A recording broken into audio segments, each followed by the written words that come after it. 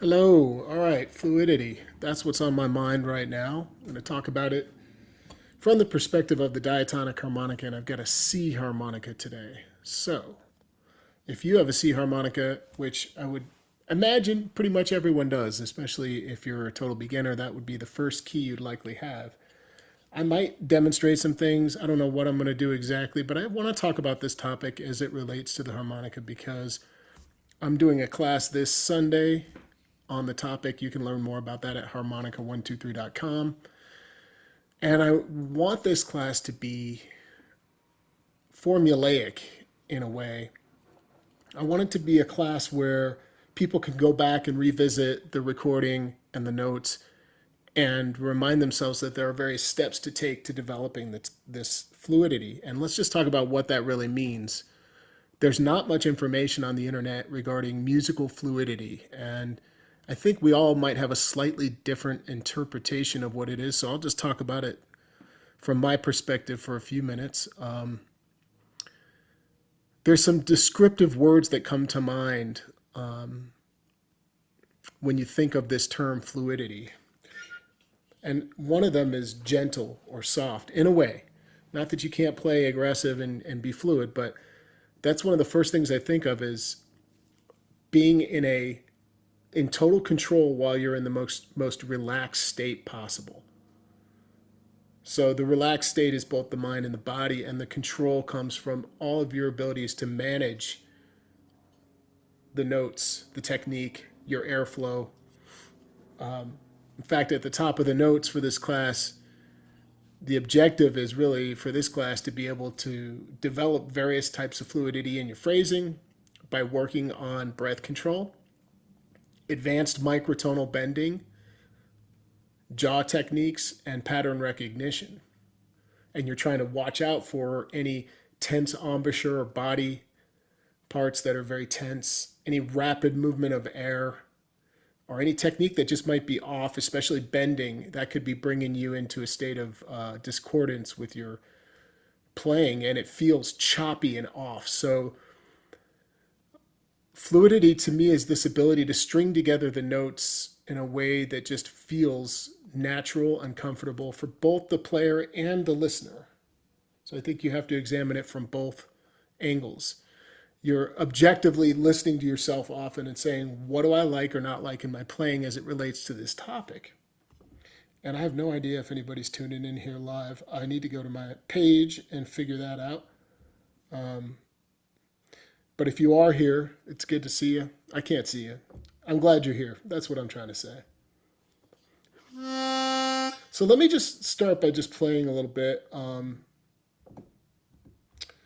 Dang it, I can't find the video today for some reason. There I am.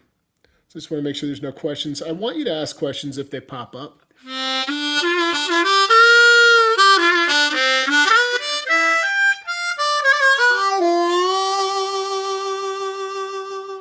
So a big part of this is the sensitivity that you have to your own connection with the instrument through your breathing, your airflow.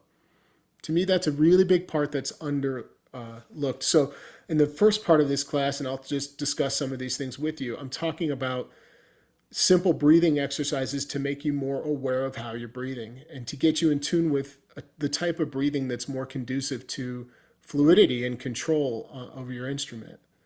One of them is just without the instrument, relaxing and just working on slowing down the breath.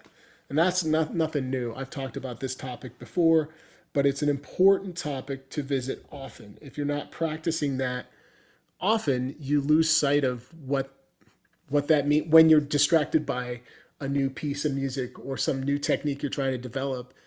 All that goes out the window. So that needs to be such a huge part of your foundation that you can build on this. So breathing, things like gentle touch. I have this exercise called the gentle touch, which has to do with introducing how you introduce a note, each and every note you play. Are you aware of that, or are you just going for it and playing the notes kind of randomly? The more intention you put behind each of these notes, the better. So see if you can notice what I'm doing. I'll just play a section of the major scale and see if you notice anything about my breathing.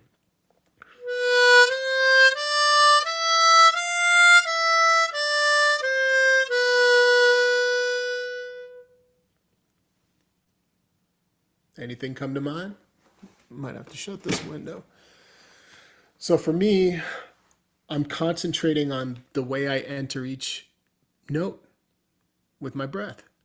I'm taking it easy when I begin to introduce each note. So each note is almost like a visual of us beads on a necklace that are all connected, but there's this little space between them. They're individual things, just like notes, but there's a continuity at the same time to the way in which you can play these notes. And the same goes for any lick or melody or scale that you're working on.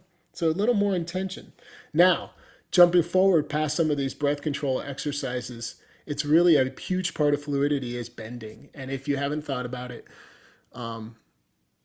there's two ways to attack bends, more staccato style and then more legato. Staccato style is,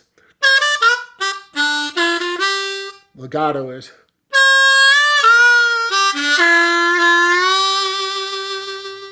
and the legato approach is very conducive to a fluid sound on the instrument because you're taking advantage of the notes that are around the notes that are accounted for, the half step bends. Like on hole 2, we have the draw, half, and full. But we have these other tones that are going on and these notes in between.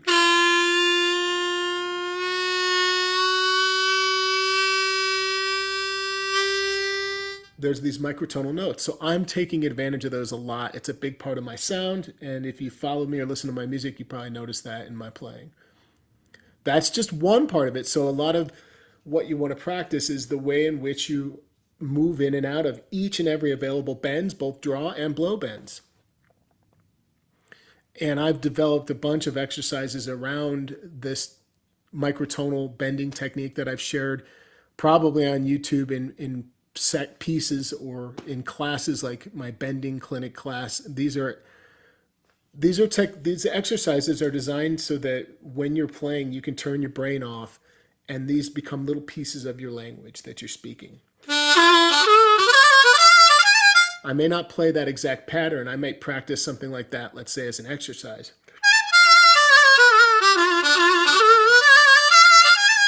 But then later I can dissect this little exercise and bring it into my playing. Or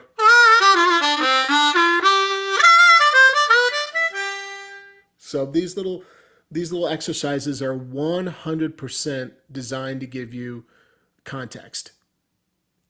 Musical context so that when you practice them, you can go back and say, well, what can I create? What can I find from just this little exercise we worked on? And there's a bunch of these bending exercises that I have laid out.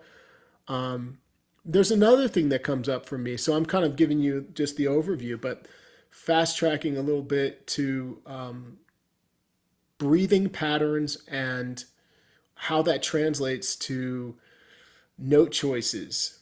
Like for one quick example would be you can keep your breath moving in the same direction for fluidity. That's just a simple idea is if you don't constantly exchange your air, like somebody going draw, blow, that's more choppy than going just a glissando from 4 draw, bend, and then slide down to 2. There's other parts where that lays out in second and third position nicely.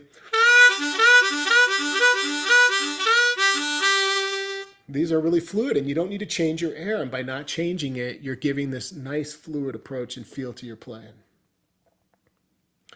And it happens on the blow notes sometimes, even in second position. Let me say that again. This is huge. I'm not going to get into this little point, but if you join me in class, I'm going to go into it.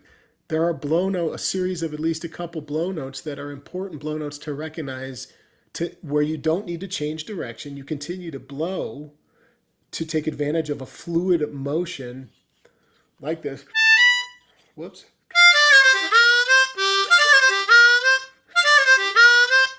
There's a fluidity about this phrase that happens because of the breathing pattern and the note choices that I'm playing. I'll let you guys ear train that one. That's a good example, and you'll find exactly what I'm talking about if you decode that. And it's kind of like a puzzle, you guys. I think the best way to think about this stuff is that your harmonica playing, for me, this is the way I've digested this instrument over the years. It's an emotional connection first. You've got to feel something from the music you listen to and the music you play.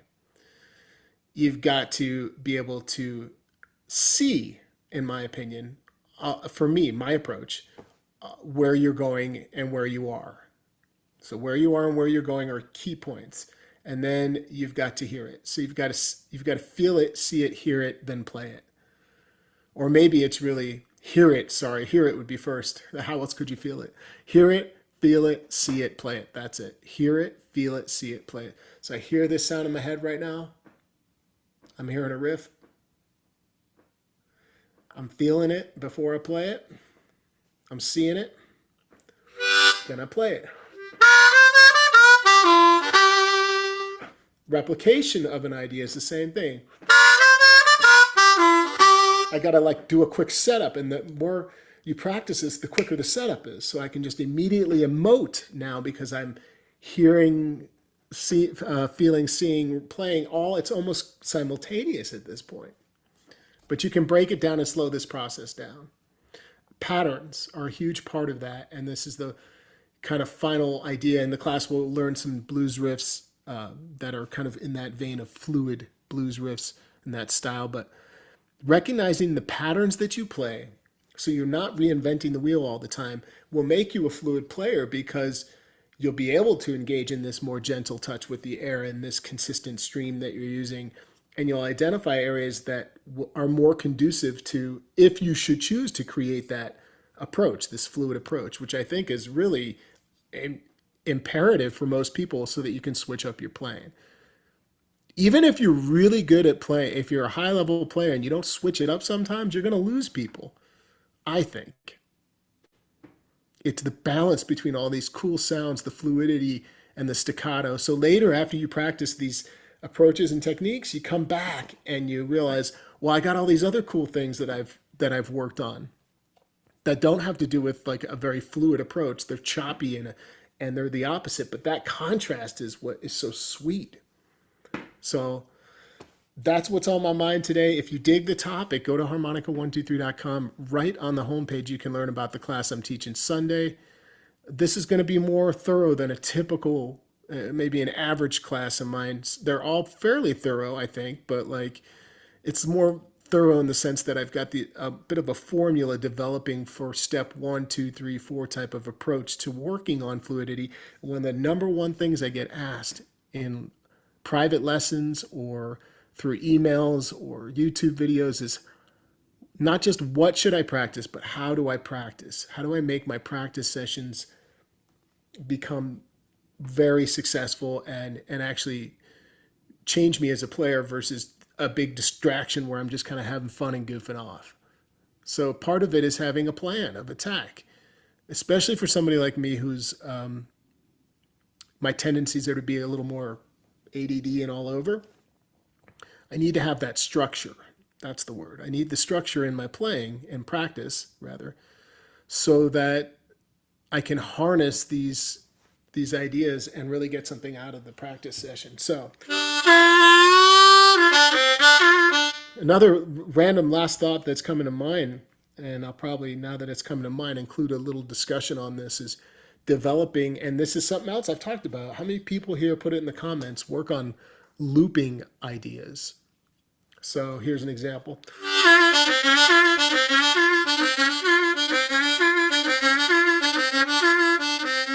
Has a distinct beginning and end, and it just continues. Right when it comes to the end, it goes right back to the beginning. Anybody do that? Best way to develop muscle memory is to loop anything you're trying to work out. Especially the smaller the thing you're working on, the shorter the idea, the better it is for you. Yeah, through perfect practice. Yeah, that's right. Yeah, band practice can be key. Because let's face it, I think a lot of people dread band practice. It's not something that people look forward to because everyone's got a slightly different mindset or agenda or ability to focus or not focus. And so coming together and finding a common ground, what works for everybody is key. But when you're on your own, it's the discipline of finding what works and then doing that consistently. I came across this cool video, you guys. The video said the following. I'm recapping it, but I think I'm pretty dead on. It takes 100 hours a year to master something. To be no, let me be more specific. 100 hours a year to become better than, I think it was like 94% of anybody at that particular thing. Tennis, harmonica, whatever it is you're working on. 100 hours a year and you're better than, like, it was over 90%. It was like 93 or 4% or something like that, which is 18 minutes a day. You can do that. You can do that. If I could do that, you could do that. 18 minutes a day could mean one session. That's a perfect little practice session. That's better than the guy doing an hour to an hour and a half once or twice a week, in my opinion. So get that number in your head, 18 minutes a day for practice. And subdivide it to some degree, but it's not a long one. So at the same time, be pretty focused on the topic you're working on. So for 18 minutes, if I was working on the topic of fluidity, I'd warm up with 2 or 3 minutes of breathing exercises. I would practice my bending exercises and ideas and techniques, these little runs and stuff. And I'd work on some other patterns that come up in playing that are really conducive to being more fluid in your playing. I would probably mix that up. And then I would end the session with something really fun, like putting on a backing track and becoming, as fluid as I can with the track, but having fun. By the way, random little announcement is that I'm heading to Boston for the weekend of November 10th, I believe, for a really cool harmonica workshop happening with my good buddies Annie Rains and Shane Sager and special guests. So maybe you saw my last live stream. If you didn't, go check it out. We talk about it. So if you're anywhere in and around Boston, come see me, because I'm only doing like 2 of these per year at the most, maybe 3. But like I don't have it in me to keep moving around the way I used to. So if you catch me out there live, it's a great way to learn.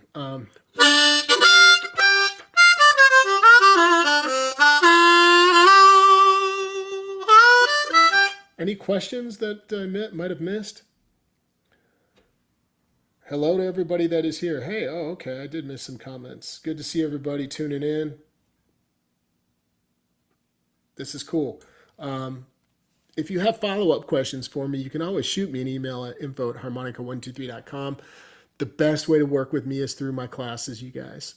And currently I've got some great deals going on the packages that I offer, where I've grouped together classes and discounted these group purchases, these package purchases. And often by topic, like improvisation packages, theory package, little Walter package, things like that. I'm still working on putting that together. So maybe I can end with a little bit of, maybe. Let me get rid of my video and go to like, by the way, this topic of fluidity works for, it absolutely works well for any style or tempo of music. I didn't say that. All right, I'm going to just grab the first, what's this? This could be real slow for all I know. Got to turn the music on. 3100% connected to iPhone.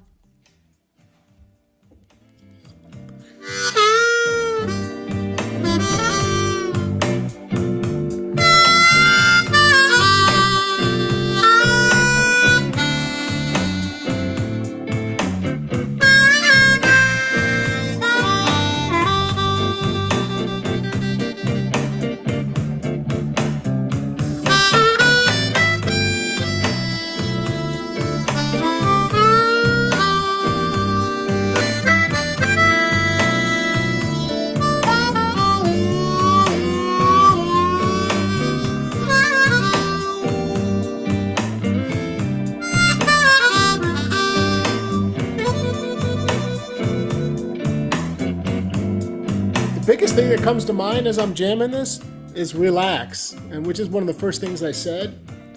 Just get your body relaxed. Get your shoulders relaxed. Do one of these things. Get your neck relaxed.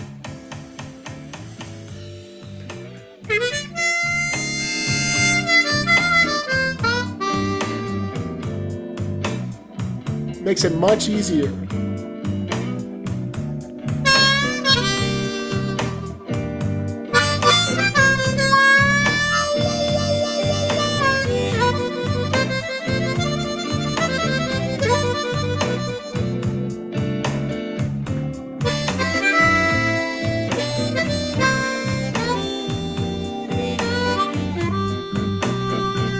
You know, I'm not going to just jam here this whole time, but I think it's kind of nice to hear a little bit of that approach. I think it's inherent in most of my playing, this kind of fluidity. I think it's something, in other words, I think fluidity is something you should strive for in general. The opposite of the contrast I mentioned earlier, which is more of this staccato approach, that can still have a fluidity to it. A cohesiveness to the way you play in general can be fluid. And then we're talking about being a little more specific here today and talking about this, this movement of the sound. So I hope it's helpful to talk about some of this stuff. If you like it and you want to go deeper into the topic, you notice I don't have a Patreon page. I don't have a donate PayPal button anywhere or anything like that. What I have are my classes and instruction to offer everybody. And if you've never taken a class from me, the way those classes work is they're in Zoom.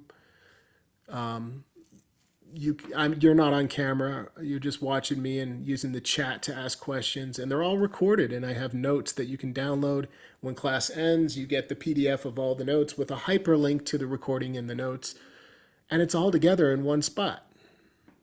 And that's how my classes work. So they're fun because they're interactive. You get questions from the group going, and then it's like the class on steroids because you're getting a perspective from multiple people, different questions, a different insight. It really makes a huge difference to do these classes live versus me just recording a class and offering it. So I'll continue to do that for a long time to come, I hope. And I hope you guys will check some of that out. If you have any follow-up questions, leave them here in this video, and I'll check back on the video a little bit later. Thanks, Kirill. Hey, Kirill, how you doing? Good to see you guys hanging out here. All right, I'll take this question before I go. This is a good way to end this stream. Steve asked, I still need to look at tabs while practicing. Any suggestions? I get that all the time too. Committing it, my advice would be when you want to commit something, and it is important to grow to the point where you don't need the tabs for an instrumental, a melody, whatever it is you're working on. So my biggest advice is to write out your own tabs, first of all. Step one, don't just try to find them, print them, or have them on your computer and use them. At least rewrite them in your own handwriting or type them out again. That process is a good way to cement the idea in your long-term memory. For me, recall is a huge part of what you're talking about. Being able to learn it to where you don't need it. You don't need the notes, rather. So visualization is the number one tool I use for quick recall and for long-term recall so that I don't have to revisit notes. But also working on a piece of music in sections, small chunks, and building it slowly. So, you're only managing a small portion, especially if you find a rest in the melody or instrumental. Let that be the break and work on a phrase or two at a time. And do it to where you've got that, where you don't need the tabs. Then add a small section to that. Start at the beginning and then add a little bit. Then add a little bit more. That's the way I've done it in the past, and it works for me. Because if I go through a whole piece of tablature for a song all the way through, there's a good chance I've retained only a small portion of it, and I'm not going to remember what really happened. I'm not going to be able to recall everything. I get lost at some point. But when I manage smaller sections, it helps. So that's my advice to you. If you haven't tried that, try that. Hey, Jawan, what's up?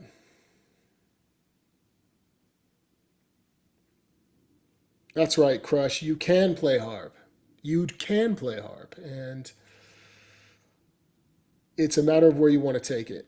Hey, what's up? JP's here. What's going on? Juwan, JP, Pete. Ronnie, are you going to have another chromatic harmonica class soon? Probably not. My chromatic class is just a basic introduction to beginner blues chromatic. It's good for developing awareness of some of the scales and attack with the embouchure, and I learn a couple ideas and all that. But I'm not like a heavy chromatic player, but maybe down the line I can hire a really advanced chromatic player in one of my guest artist classes. That is a distinct possibility. Put this over here for a minute. Don't have enough desk room at the moment. Gotta move some things around. All right.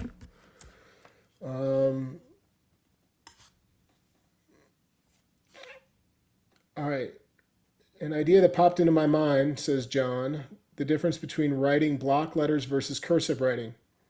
The playing equivalent of cursive writing idea that I think you're going for with this class. Yeah, that's cool. I really like that analogy, John. Yep, I would agree. It's like I could say this thing going, how many times do I do that in videos? Upside down harp.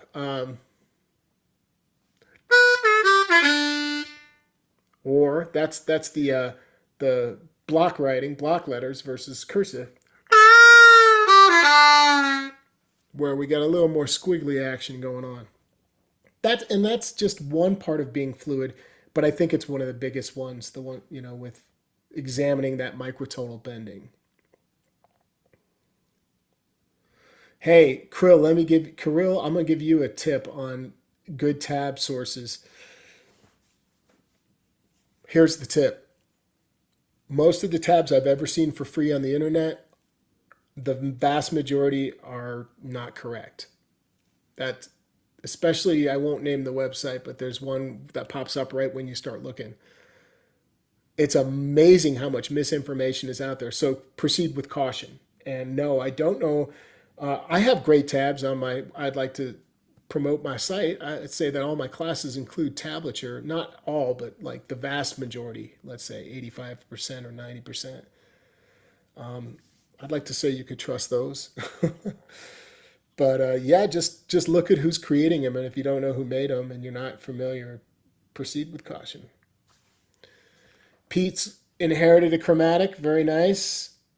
Yeah, you don't need to transfer the knowledge that you do have from the diatonic. And yes, once they named me, I wasn't. That's right. Philippe Yers. Philip Yers is a great person to bring back. He's already done one of the guest artist classes where he taught Black Orpheus. You can find that at harmonica123.com. And he's an incredible harmonica player and teacher. Thanks, Mike. Your classes are the best for me. The recording is good because I can do them over and over. Exactly. And what you really want to do with with the material you get after class ends is you want to open up the Zoom recording and hit the download immediately and download the file. They don't take up a lot of space. Zoom is really good at compressing and making small files that are still high quality. So download them. Then you got everything. You got the notes and the video for offline viewing and preservation just in general. And I appreciate that very much. Thanks, Pete. Yeah, right. Crush says guitar tabs were the same way. There you go. Jawan says ears are the best tools you have for learning material, but at first, a great teacher is a great asset. Yeah, agreed. Um,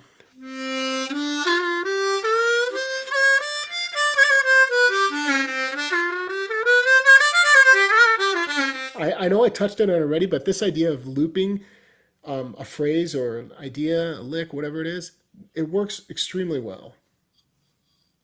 It works extremely well for retention, for building muscle memory and retention. So the person who asked about, I can't get past just having the tabs in front of me.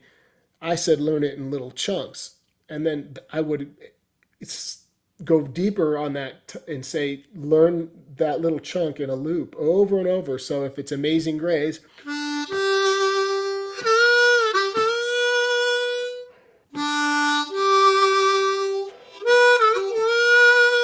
and what you're trying to go for is consistency in the pitch of the notes, so the bends, the phrasing of the melody, the tone. You're trying to replicate the exact thing each time. What makes, and this is what's cool. It's like then you can switch it up at will from there. But like, what makes this is kind of a random statement, but what makes like a business a great business?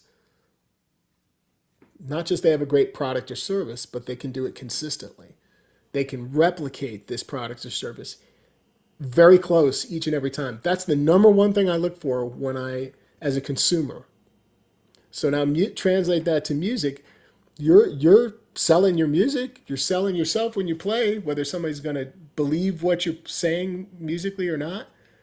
It's your ability to consistently create that emotional and articulated sound each and every time. And it's like, if you can do that, it's a power and a strength that you can utilize over and over again when you are creating new ideas. And so it's a process. You get like I never thought I had a process. When I learned, it was always little this, little that, and it was very much like that, very ADD approach to learning. But when I really look back on what I was doing, one advantage of the ADD is this ability to almost hyper focus to a fault into one thing for like a long time. So it was overkill, but there was one thing I was doing right, was coming back and repeating for consistency each and every time. I wanted it to sound the way that I was hearing it in my head, and I knew that I could hear things that I couldn't do yet. So it's kind of cool. All right, thanks for hanging out with me today. I got to jump. I hope to see some of you on Sunday. Class starts at 1 p.m. Central, I believe. Just go to the homepage at harmonica123.com and you'll see the information for the class. I'd love to see some of you guys there. And if I don't, then I'll see you on the next stream, or I'll see you out there in the real world somewhere soon. Crushed. Totally. Yep. Yeah, Pete knows what I'm talking about, the hyperfocus ADD. It's a thing. It's a superpower that we have. Well, I mean, we're all over the place, man, but if you get us on something we're real interested in, watch out. Y'all make it a great day.